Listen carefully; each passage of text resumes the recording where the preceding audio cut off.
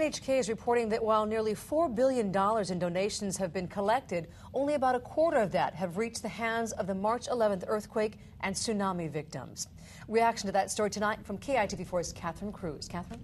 Well, we've learned that the money that Hawaii raised as part of the relief effort is part of that total. In fact, 90% of the U.S. donations have been turned over to Japan. And some of the Hawaii groups who have reached out to help victims are sad to learn of the slow progress because so many have reached deep to give. In Japan, there are signs of hope. These couples, survivors of the disaster, mark the anniversary with a wedding, but others are still waiting for the help they desperately need.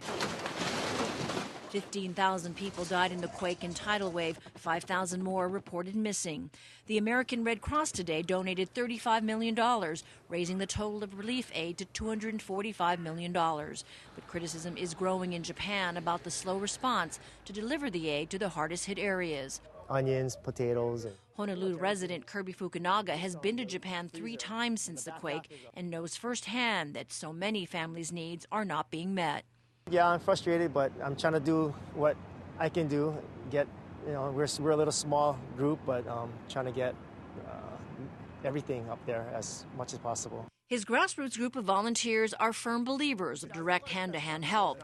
In the initial weeks following the natural disaster, he delivered food and supplies to coastal towns. He plans to return to Sendai next week, Monday. We're going to try to organize a couple playgrounds, and I've got donations from schools here, like Hokulani School.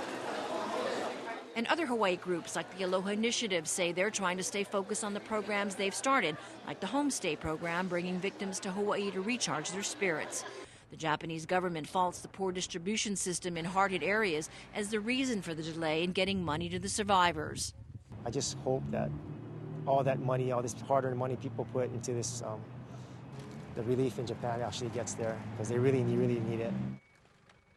Now, we are told at least one of the Aloha Initiative families just found out that they're on the list for temporary housing, but their worries are far from over. They still don't have jobs to pay the bills. Back to you, Laura.